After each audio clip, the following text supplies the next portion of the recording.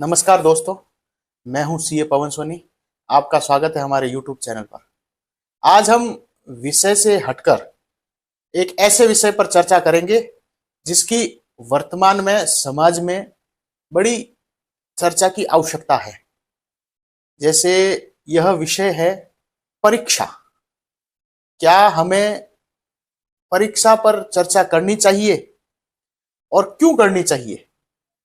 आज के परिप्रेक्ष्य में देखें तो जो विद्यार्थी हैं उनको परीक्षा का इतना अधिक तनाव होने लग गया है कि वह समझ नहीं पाते हैं कि उन्हें यह तनाव लेना भी चाहिए या नहीं, तनाव लेने की क्या आवश्यकता है, उनको किन किन बातों का तनाव हो रहा है, हम उस पर भी चर्चा करते हैं। उनको यह तनाव है कि यदि अच्छे नंबर नहीं आएंगे तो उनके अभिभावक क्या रिएक्ट करेंगे, समाज में क्या रिएक्शन होगा, उनके मित्रों का क्या रिएक्शन होगा, उनके शिक्षकों का क्या रिएक्शन होगा। यह सारी बातें विद्यार्थी अपने मस्तिष्क में बार बार विचार करता रहता है और वही विचार तनाव के रूप में बदलता है। तो क्या ये तनाव पढ़ाई से ज्यादा आवश्यक है? हमें इस पर विचार करना चाहिए। क्या विद्यार्थी के अच्छे अंक आना ही उसकी सफलता का एकमात्र कारण बन सकता है? क्या यदि अच्छे नंबर नहीं आए तो वह सफल नहीं होगा? इन प्रश्नों के भी हमें विचार करना चाहिए।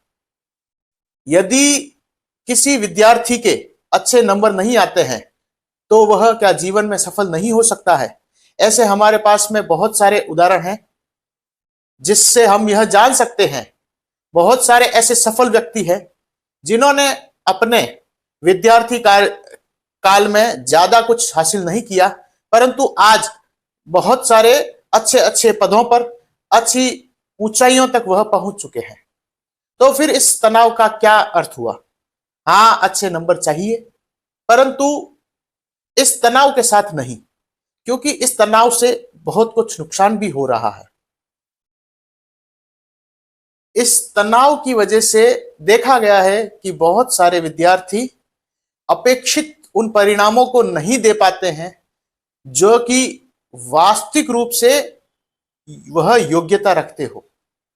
मतलब वह शायद अपने जीवन में उस तनाव से अगर हटके देखा जाए तो बहुत अच्छा कार्य कर लेते हैं, बहुत अच्छी पढ़ाई कर लेते हैं, क्लास में वह बहुत अच्छे से बता सकते हैं या उन विषयों की बहुत अच्छी जानकारी रखते हैं, परंतु जब परीक्षा का तनाव उनको होता है तो वो परीक्षा के अंदर अपेक्षित जो परिणाम है वह हासिल नहीं कर पाते हैं। तो इसके लिए जो अभिभावक है उनको भी अपने बच्चों के साथ इस परीक्षा के समय सहज होने की आवश्यकता है। जो शिक्षक है उन्हें भी उन विद्यार्थियों की मोटिवेशन देने की आवश्यकता होती है। और उन विद्यार्थियों से भी मेरा यह कहना है कि आप भी इस तनाव को कैसे प्रबंधन किया जाए इसके बारे में विचार करें। ज्यादा तनाव लेने से आप सफल होंगे इसकी कोई गारंटी नहीं है। आपको परीक्षा के समय सहज रहने की आवश्यकता है। अपनी दिनचर्या जैसे आप पहले रखते हैं उसी दिनचर्या के अनुसार रहें। आप अपनी दिनचर्या में अनावश्यक रूप से बदलाव ना करें। आप जिस समय पहले उठते थे, जिस समय आप सोते थे, उसी समय उठना और सोना निश्चित कीजिए। आप अपना भोजन सामान्य लीजिए, ज्यादा भारी भोजन ना कीजिए। आप अपने दिन में से कुछ थोड़ा समय मनोरंजन या व्यायाम के लिए भी निकालिए। आप कुछ समय अपने माता पिता के साथ, अपने मित्रों के साथ परीक्षा और विषय से हटकर कुछ बातचीत कर सकते हैं जिससे आप अपना तनाव मुक्त कर सकते हैं, आप कुछ अच्छी चीजें देख सकते हैं, आप सोशल मीडिया का उपयोग कम कीजिए, जिससे आप अपना समय भी बचाएंगे और तनाव से भी मुक्त रहेंगे।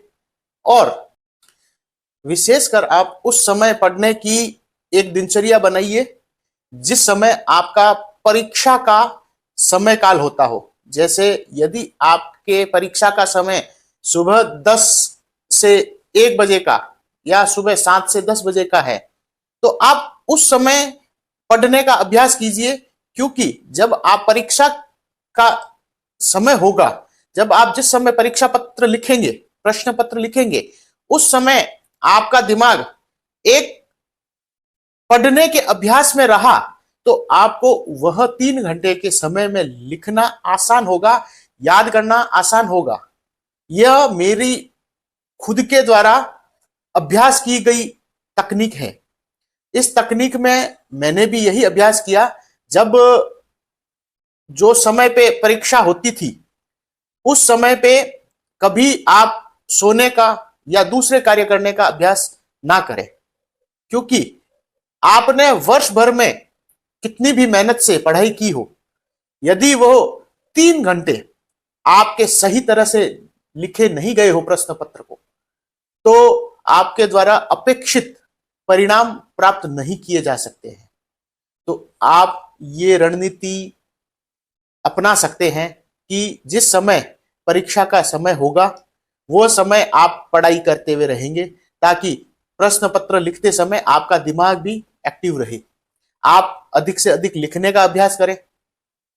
आप अपने की नोट्स बना के कम समय में उसको कैसे रिवाइज कर सकते हैं, इसका अभ्यास करें।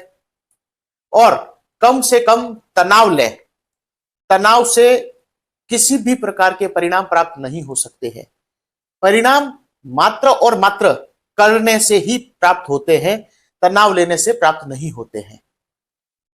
आप अच्छा खाना खाएं, आप फ्रूट्स ज्यादा खाएं, सलाद ज्यादा खाएं, उससे आप तनाव मुक्त रहेंगे। आप दिन के अंदर कुछ व्यायाम करें, कुछ आप तनाव मुक्त रहने के लिए कुछ समय दिन में मेडिटेशन अवश्य करें। मेडिटेशन एक ऐसा साधन है जिससे व्यक्ति नियमित अभ्यास से तनाव मुक्त रह सकता है। इसी के साथ मेरा आग्रह उन अभिभावकों से भी है जिनके बच्चों की अभी परीक्षाएं हैं, वह भी अनावश्यक रूप से अपने बच्चों पर अपनी महत्वाकांक्षाएं ना थोपे और उनके साथ विशेषकर परीक्षा काल में सहज रूप से रहने की एक आदत बनाए। विद्यार्थी जो प्रश्न पत्र लिख के आ गए हैं, उन पर ज्यादा विश्लेषण करने की आवश्यकता नहीं है, क्योंकि जो लिख लिया है उसको आप वापस से बदल नहीं सकते। तो आप उसको घर पे आके उस प्रश्न पत्र पे या अपने सहपाठियों के साथ ज्यादा चर्चा करते हैं, या कुछ अभिभावक ऐसे भी हैं जो प्रश्न पत्र खत्म होके विद्यार्थी घर आता है तो उनके साथ में बैठ के उस प्रश्न पत्र पे सही गलत की चर्चा करते हैं। तो चर्चा करिए, पर एक लिमिट से अधिक उस पर समय व्यर्थ मत कीजिए। क्यों? यदि उस प्रश्न पत्र में कुछ गलत भी हुआ है विद्यार्थी से, तो उसका नुकसान अगले प्रश्न पत्र में ना हो, इसके लिए आप उस पर ज्यादा चर्चा मत कीजिए। आप उनका मोटिवेशन कीजिए, आप उनको बताइए कि जो हो गया है उसको छोड़ के आगे वाले प्रश्न पत्र की तैयारी करें। अभी इस समय कैरियर की ज्यादा चिंता ना करें। आपको अभी इस प्रश्न पत्र के लिखते ही कोई नौकरी मिल जाए ऐसी अपेक्षा नहीं है। विद्यार्थियों से भी आग्रह है, यदि आपके परीक्षा से संबंधित किसी भी तरह से कोई प्रश्न हो जो आपके तनाव को मुक्त करे, तो आप हमें कमेंट कीजिए। मैं आपको सहर्ष उन प्रश्नों के उत्तर दूंगा। धन्यवाद।